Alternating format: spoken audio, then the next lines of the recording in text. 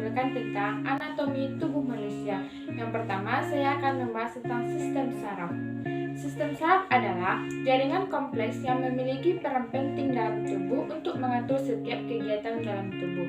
Fungsinya adalah untuk berpikir, melihat, dan bergerak untuk mengatur berbagai kerja tubuh. Nah, di sistem saraf ini terbagi menjadi 4, yaitu struktur otak, labus otak, 12 saraf kranial, dan mekanisme gerak refleks. Dan kita akan membahas tentang struktur otak. Struktur otak ini terbagi menjadi 3. Yang pertama, cerebrum atau otak besar.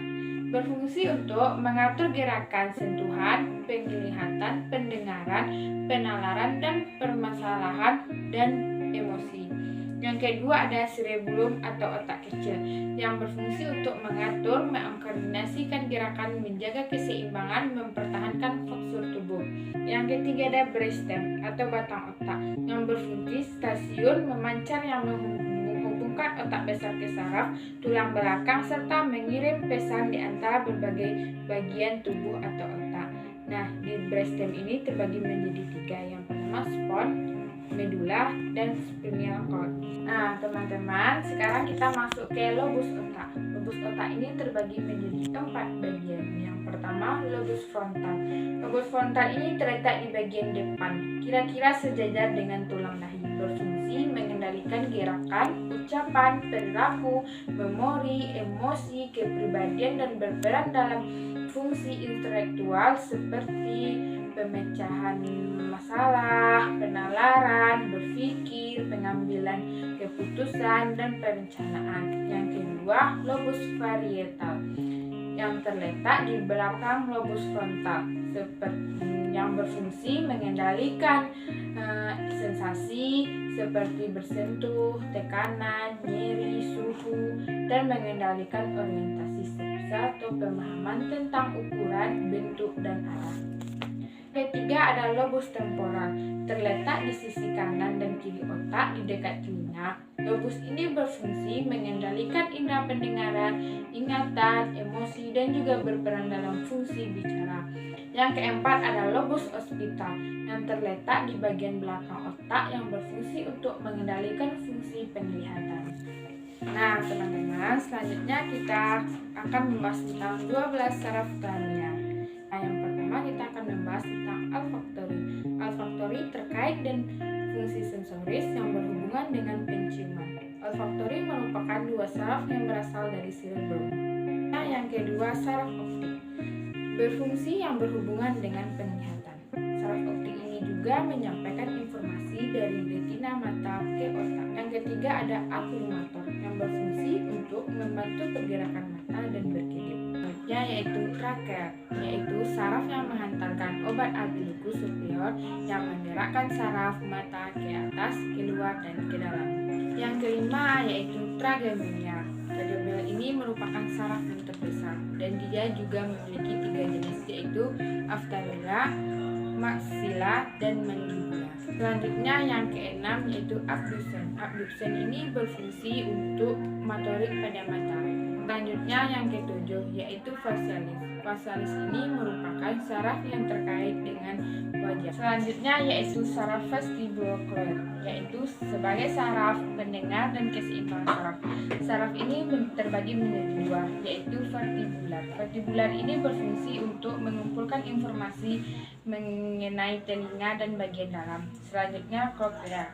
Cochlea ini berfungsi sebagai berkaitan dengan suara, sinyal, dan pendengaran. Kesembilan yaitu saraf glosopharyngeal, yaitu berfungsi untuk mengirimkan informasi sensori dari luar dan rongga telinga tengah. Nah, yang terakhir ada hipoglossa yang berfungsi pada motorik yang menelan dan menggerakkan leher. Nah, teman-teman, selanjutnya kita masuk ke dalam mekanisme gerak refleks, yaitu terjadi ketika adanya rangsangan yang diterima oleh sel saraf, walaupun setiap gerakan terjadi karena juga berasal dari sel saraf. Gerakan refleks ini terjadi secara tiba-tiba. Adapun urutan gerak refleks. Urutan gerak refleks itu yang pertama dimulai dari reseptor. Yang kedua yaitu saraf sensorik. Yang ketiga sumsum tulang belakang. Yang keempat ada saraf motorik dan yang terakhir ada efektor. Nah, contohnya yaitu gerakan yang mengedipkan mata bila yang terjadi masuk tubuh. Baiklah teman-teman, selanjutnya kita masuk ke hormon-hormon yang dihasilkan oleh kelenjar hipofisis. Hormon yang dihasilkannya pertama ada lobus anterior. Lobus anterior ini menghasilkan hormon tiroid stimulating yang berfungsi untuk merangsang kelenjar tiroid untuk memproduksi tiroxin. Selanjutnya hormon-hormon yang dihasilkan oleh paratiroid. Paratiroid ini hanya menghasilkan satu hormon, yaitu paradihormon, yang berfungsi untuk mengendalikan kalsium di dalam darah. Teman-teman, selanjutnya kita masuk ke hormon-hormon yang dihasilkan oleh kelenjar adrenal. Yang pertama ada korteks. Korteks ini juga mempunyai hormon. Yang pertama ada korteks mineral. Korteks mineral ini juga mempunyai fungsi menyerap natrium darah, mengatur reabsorpsi air dalam ginjal. Teman-teman, hormon yang kedua ada medula. Medula ini juga mempunyai dua bagian hormon. Yang pertama adrenalin. Adrenalin ini berfungsi untuk mengubah glikogen dalam otot menjadi glukosa.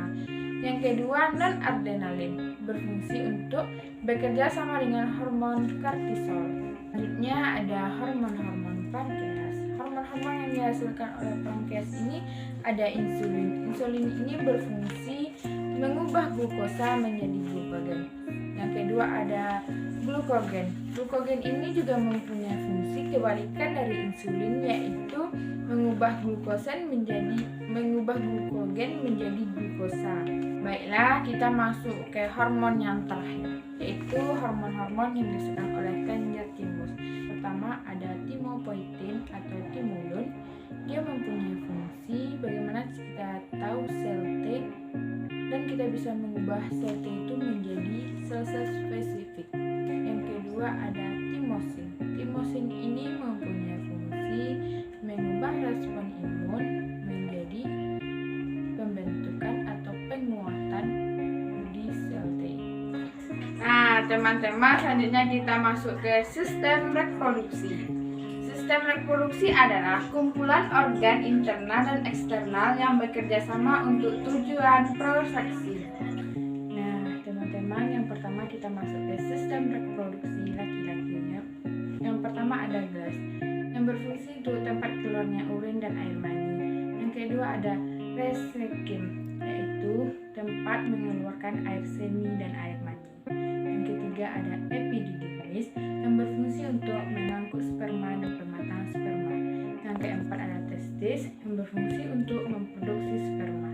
Yang kelima ada penis, yang berfungsi untuk saluran keluarnya air mani. Yang keenam ada bulbogland, yang berfungsi untuk memproduksi cairan yang berperan sebagai pelumas. Yang ketujuh ada vas deferens, yang berfungsi untuk tempat penyimpanan sperma dan tozoa. Yang kedelapan ada sepasang kantong kemih, yang berfungsi untuk menghasilkan cairan yang membentukkan air mani. Yang kesembilan ada urinari, yang berfungsi untuk penampungan urin yang diproduksi dari ginjal dan mengeluarkan melalui proses perkemihan. Yang ke-10 ada uretra, yaitu fungsi untuk mengalirkan urin dari ginjal ke kantong kemih.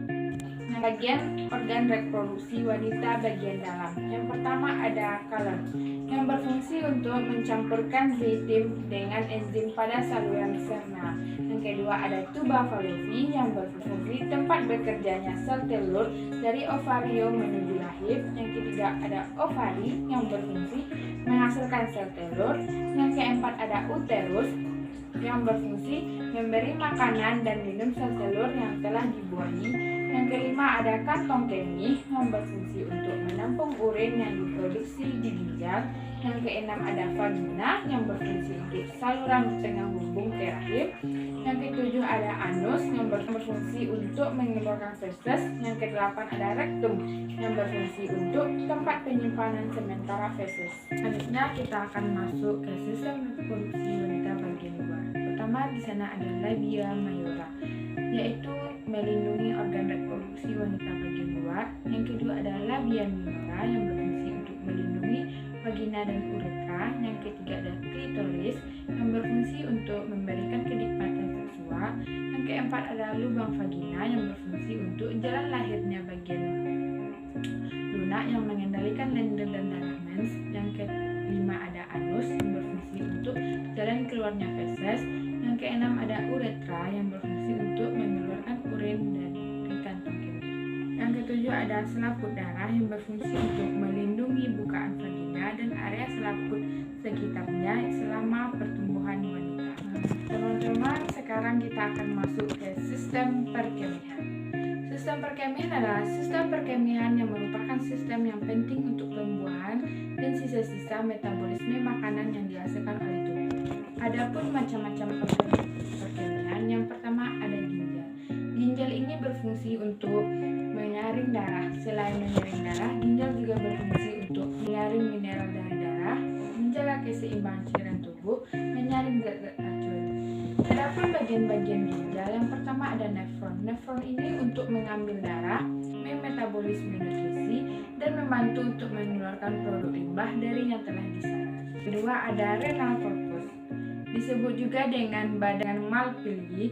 Sel ginjal ini memiliki dua struktur tambahan seperti glomerulus dan kapsul bawah. Yang ketiga ada renal tubulus. Bagian-bagiannya yaitu tubulus cortus proximal, lingkaran Henle, distal convolute tubule. Pada saat cairan mencapai ujung tubulus, semua zat tersebut diencerkan dan diisi dengan urea. Selanjutnya renal cortex adalah bagian keluar dari ginjal berisi glomerulus dan convoluted tubulus. Tubulus ini berguna untuk mengangkut cairan ke ginjal. Yang kelima ada pelvis ginjal sebagai jalur untuk cairan dalam perjalanan ke kantong kemih. Ada calculus atau kalis untuk mengumpulkan cairan sebelum pindah ke kantong kemih. Yang ketujuh ada helium. Helium ini terbagi menjadi dua, yaitu arteri ginjal dan vena ginjal. Bagian organ perkemihan yang kedua ada ureter. Ureter ini berfungsi untuk meneruskan urin yang diproduksi oleh ginjal. Yang ketiga, kandung kemih. Organ yang terbentuk seperti kandung yang terletak di panggul di belakang tulang kemaluan. Fungsinya untuk menyimpan urin dari ginjal hingga siap dikeluarkan. Yang keempat ada uretra. Panjang uretra pria antara 15-20 cm. Deskriptif terbagi menjadi tiga. Yang pertama pras prostika, pras membran, pras konvernosa atau spongiota. Proses pembentukan urin. Yang pertama ada filtrasi. Dimulai dengan tahap filtrasi darah yang masuk ke ginjal melalui pembuluh darah. Yang kedua reabsorpsi. Urin primer yang masuk ke tubulus proximal untuk lanjut ke tahap reabsorpsi kandungan yang masih diperlukan tubuh. Yang ketiga augmentasi. Urin sekunder dan tubulus kontrols dital akan turun ke saluran pengumpulan atau tubulus kolektivitas. Nah, teman-teman, selanjutnya kita akan masuk ke sistem pernafasan manusia.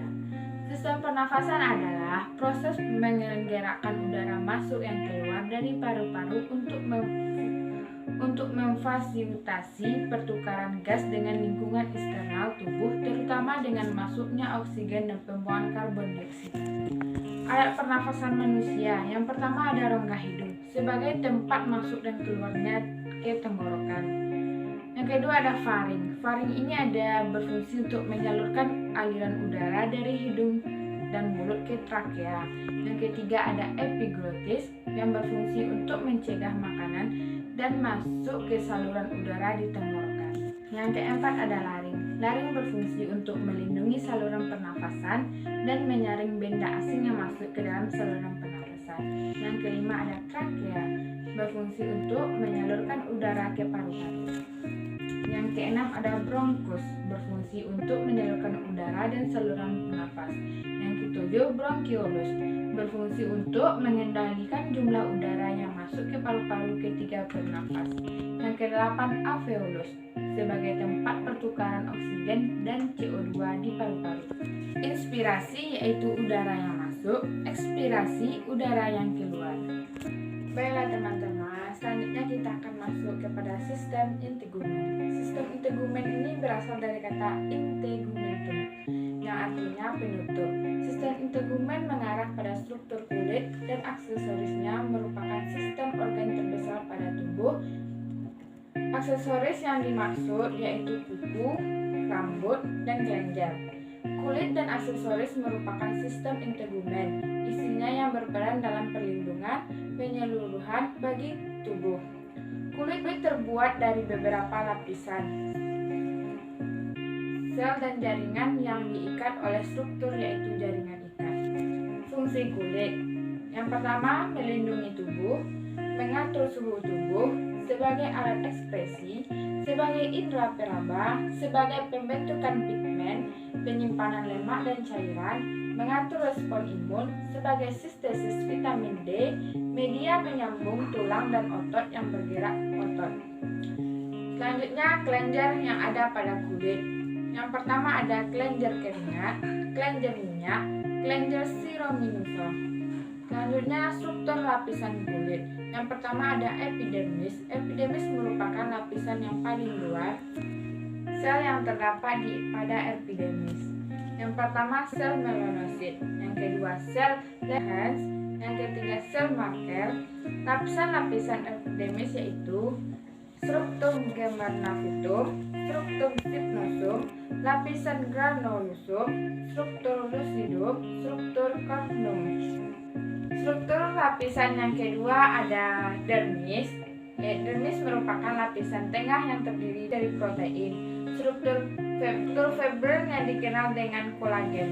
Lapisan-lapisan dermis ada dua. Yang pertama lapisan papilla, yang kedua lapisan retikuler. Struktur lapisan kulit yang ketiga yaitu hipodermis. Hipodermis merupakan lapisan bawah kulit yang tersusun atas sel-sel lemak dan jaringan ikat. Aksesoris yang kedua ada kuku. Kuku merupakan bagian tubuh yang paling ujung di jari. Fungsinya untuk melindungi ujung jari yang lembut dan penuh urat saraf, serta mempertinggi daya sentuh. Bagian-bagian kuku yang pertama ada matris ungus, yaitu sebagai bantalan kuku yang letaknya pada bagian bawah kuku.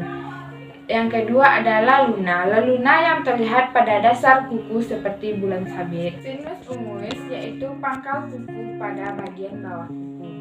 Corpus unguis, ponisium, margoliber, tinta anikodermal.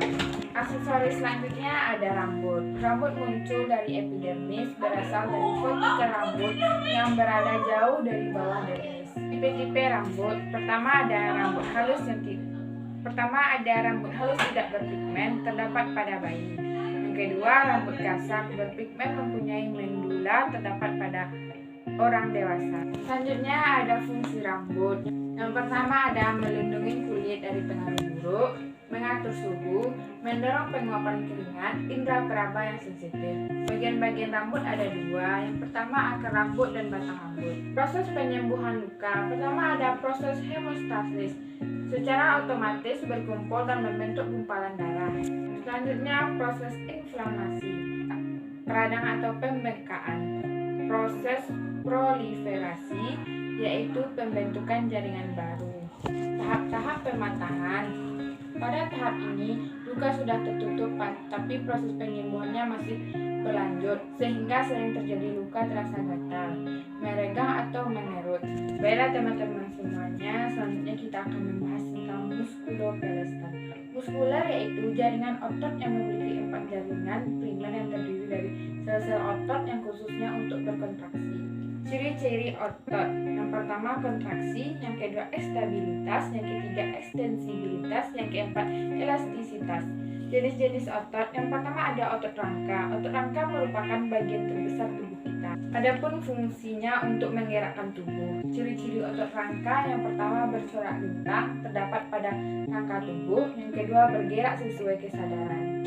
Yang kedua ada otot polos. Otot polos ini ditemukan di Salonda Nogran Berlongga. Fungsi dari otot polos itu membantu dalam pencernaan, mengatur kontraksi dan bekerja organ pencernaan. Ciri-ciri dari otot polos, pertama berbentuk gelendong, mempunyai inti sel, tidak memiliki garis. Yang ketiga ada otot jantung. Otot jantung ini berfungsi untuk mengatur fungsi jantung, memompa darah, memeras darah keluar dari jantung, menyimpan energi. Ciri-ciri jantung yaitu berbentuk memanjang, mempunyai inti sel, terdapat garis melintang gelap dan terang. Selanjutnya kita akan masuk kepada sistem muskuloskeletal manusia, muskulum, yaitu kita akan membahas tentang rangka. Yang pertama ada otot sternocleidomastoid, yaitu otot ini salah satu otot besar yang paling dekat dengan kulit. Yang kedua ada otot pectoralis, yaitu merupakan otot tebal berbentuk kipas. Selanjutnya otot biceps. Otot biceps adalah otot besar berkepala dua karena berbigo pada dua tempat yang berbeda. Selanjutnya otot brachiodalis, yaitu otot dengan pola nyeri trigger poin dari siku ke arah atas pergelangan bawah. Selanjutnya otot eksternal obliku, yaitu otot yang miring. Yang keenam ada otot rectus abdominis, yaitu otot dinding perut di bagian tengah. Selanjutnya otot rectus femoris, yaitu terdapat di bagian paha depan. Selanjutnya otot sartorius, otot yang terpanjang dalam tubuh manusia.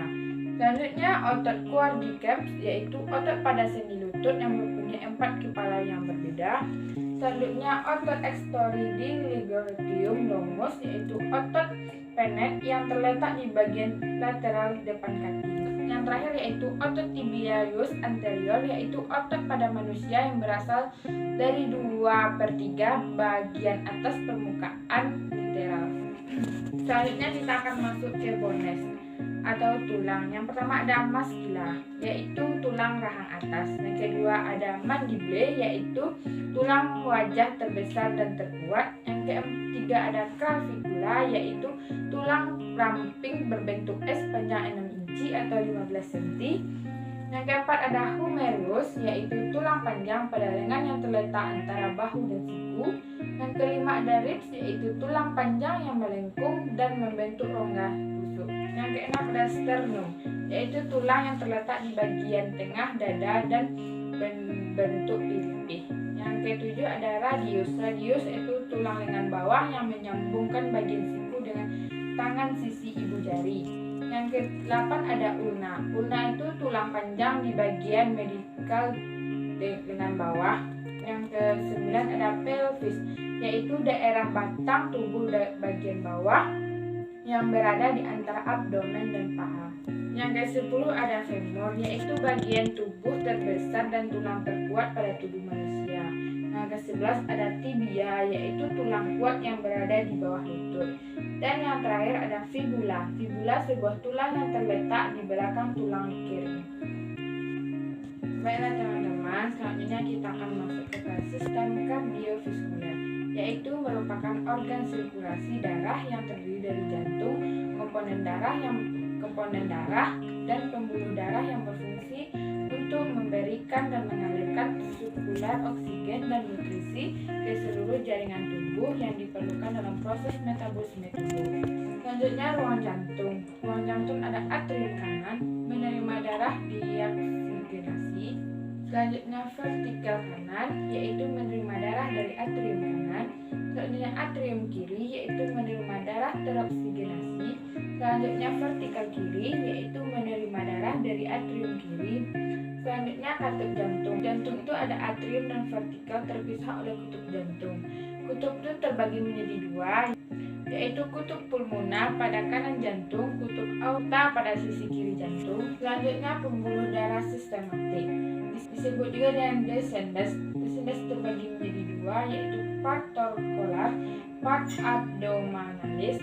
Sistem peredaran darah yaitu vertikal kanan berkontraksi sehingga darah dipompa ke paru-paru melewati arteri pulmonaris. Selanjutnya arteri pulmonaris melanjutkan darah ke kapiler paru-paru kiri dan kanan. Yang ketiga, dari paru-paru kiri dan kanan dilanjutkan kembali menuju jantung melalui vena pulmonaris. Yang keempat, dari vena pulmonaris akan diterima kembali oleh jantung, tempatnya di atrium kiri. Yang kelima, dari atrium kiri akan dilanjutkan ke vertikal kiri. Kemudian vertikal kiri memompa darah ke seluruh tubuh dan bagian superior dan anterior. Nah, teman-teman semuanya, kita masuk kepada sistem hematologi atau sistem imun. Yang pertama ada darah. Darah adalah merupakan transport tubuh. Darah berperan penting sebagai fluida yang membawa nutrisi ke seluruh tubuh, kemudian dilanjutkan pada proses ekskresi. Hasilnya metabolisme tersebut yang melibatkan bantuan organ-organ ekskresi seperti paru-paru, ginjal, dan kulit. Fungsi dari darah tersebut yang pertama ada penghantar oksigen dan nutrisi ke seluruh tubuh. Yang kedua pembentukan agen pembekuan darah. Yang ketiga mengendalikan stabilitas suhu tubuh. Yang keempat sebagai alat pertahanan tubuh untuk melawan infeksi. Yang kelima ada pengangkut hasil metabolisme menuju ginjal dan hati. Yang terakhir ada pengangkut hormon yang diekspresikan. Yang kedua ada plasma darah. Plasma darah itu merupakan komponen terbanyak pada whole blood yang memenuhi hampir sepenuh dari penyusun yang tersusun atas sebagai komponen, meliputi air 92% dan 8%-nya selebihnya terdiri atas glukosa, lemak, protein, vitamin, hormon, enzim, antibodi, karbon dioksida, dan mineral lainnya. Pada plasma darah, protein yang terkandung pada umumnya terdiri atas protein albumulin, globulin, dan fibrinogen. Namun, beberapa penelitian terkini menunjukkan bahwa dalam plasma darah sendiri setidaknya mengandung lebih dari 5.000 protein yang dikemungkinkan berasal dari proses metabolisme yang dihasilkan oleh tubuh. Plasma darah berperan penting dalam menjaga hemotosis yang terjadi di dalam darah. Sekarang kita masuk pada fungsi plasma darah, yaitu membantu mengangkut nutrisi, elektrolit, hormon, dan zat penting lainnya ke seluruh tubuh. Yang ketiga ada sel darah merah atau eritrosit yang berfungsi untuk membentuk oksihemoglobin yang bersama aliran darah, oksihemoglobin beredar ke seluruh tubuh. Gangguan pada sel darah tersebut adalah anemia, thalassemia, policythemia. Yang keempat ada hemoglobin. Hemoglobin merupakan protein pada sel darah merah, berfungsi untuk memberi warna merah pada darah. Hb normal laki-laki 14-18, Hb normal perempuan 12-16. Hemoglobin ini terdiri dari hemo itu artinya gabungan portoporfirin, sedangkan globin protein yang terdiri atas rantai alfa dan 2 rantai beta. Fungsi hemoglobin yaitu untuk membawa oksigen dari paru-paru ke seluruh jaringan tubuh dan membawa kembali karbon dioksida dari seluruh sel-sel ke paru-paru yang dikeluarkan dari tubuh. Yang kelima ada sel darah putih. Sel darah putih ini berfungsi untuk membantu tubuh untuk melawan virus dan penyakit. Nah, jumlah sel darah putih ini 5.000 sampai 10.000. Nah, gangguannya pada sel darah putih ini limfomia, leukemia, sindrom. Terakhir ada trombosit. Trombosit ini berfungsi untuk melakukan pembekuan darah. Jumlah trombosit ini 150 sampai 450.000. Gangguan pada trombosit ini penyakit von Willebrand. Yang kedua ada hemofilia, yang ketiga trombositopenia primer. Nah, teman-teman semuanya, kita masuk kepada materi yang terakhir, yaitu sistem pencernaan dan metabolisme tubuh. Sistem pencernaan adalah proses yang dilakukan oleh setiap organ pencernaan untuk mengolah makanan agar dapat diserap nutrisinya dan diubah menjadi energi. Sistem pencernaan manusia terdiri dari organ pencernaan yaitu mulut, tenggorokan, lambung, usus halus, usus besar, dan anus. Kelenjar pencernaan yaitu kelenjar ludah, pankreas, hati, dan empedu. Pencernaan dibagi menjadi 2 jenis, yaitu pencernaan secara mekanik, yaitu pencernaan makanan tanpa melibatkan enzim. Yang kedua, pencernaan secara kimiawi, yaitu pemecahan makanan dengan bantuan enzim. Organ pencernaan manusia yang pertama ada rongga mulut. Yang pertama ada rongga mulut. Makanan yang masuk ke mulut akan mengalami proses pencernaan makanan oleh gigi, juga kimiawi oleh enzim amilasi. Yang kedua ada kerongkongan, merupakan jalannya makanan dari mulut menuju ke lambung. Selanjutnya ada lambung. Letaknya di bawah dekat rongga dada atau diafragma, bentuknya seperti kantong. Lambung memiliki 3 bagian, yaitu kardiak, fundus, Pylorus. Bagian fundus berfungsi untuk menghasilkan getah lambung mengandung air, asam, klorida, dan enzim pencernaan. Selanjutnya usus halus. Berada di antara lambung dan usus besar, terdiri dari duodenum, jejunum, dan ileum. Duodenum merupakan melalui proses pemecahan makanan menjadi komponen-komponen tubuh yang digunakan. Jejunum menyalurkan makanan yang sudah dicerna lambung menuju jejunum. Dari lambung menuju duodenum. Ileum itu menyerap makanan menggunakan jaringan villi-villi. Selanjutnya ada usus besar, terdiri atas ascendent, transversum, descendent, dan sigmoid. Usus besar berfungsi untuk mengatur kadar air sisa makanan yang diendap oleh bakteri. Yang terakhir ada rektum dan anus. Rektum itu sebuah ruangan yang berasal dari ujung usus besar yang berakhir di anus. Anus adalah lubang di ujung saluran pencernaan di mana tempat pengeluaran kotoran. Selanjutnya kita masuk pada kelenjar pencernaan. Yang pertama ada pankreas, yaitu menghasilkan enzim dan getah pankreas dan hormon insulin yang insulin juga glukogen. Selanjutnya hati. Hati berfungsi untuk menghasilkan empedu sebagai kelenjar eksorin. Yang selanjutnya ada untuk penyimpan cadangan lemak, glikogen, vitamin A, B12, dan albumin. Selanjutnya ada deoksifikasi, zat beracun. Selanjutnya kelenjar empedu berfungsi untuk menyimpan empedu yang diproduksi oleh hepar, juga berfungsi untuk mengemulsi lemak. Selanjutnya ada metabolisme tubuh, adalah suatu proses kompleks perubahan makanan menjadi energi dan panas melalui proses fisika dan kimia, berupa proses pembentukan dan pengurangan zat di dalam tubuh organisme untuk kelangsungan. Ada juga macam-macam metabolisme. Yang pertama ada katabolisme, adalah proses pengolahan dan pemecahan nutrisi serta pembakaran kalori makanan untuk digunakan tubuh secara energi. Yang terakhir ada anabolisme, yaitu adalah proses penggunaan energi yang dihasilkan dari proses katabolisme untuk membentuk, membaharui, dan memperbaiki sel-sel tubuh. Baiklah teman-teman semua, mungkin itu saja yang dapat saya jelaskan tentang anatomi tubuh manusia. Sekian dari saya. Assalamualaikum warahmatullahi wabarakatuh. Salam sejahtera semuanya. Bye.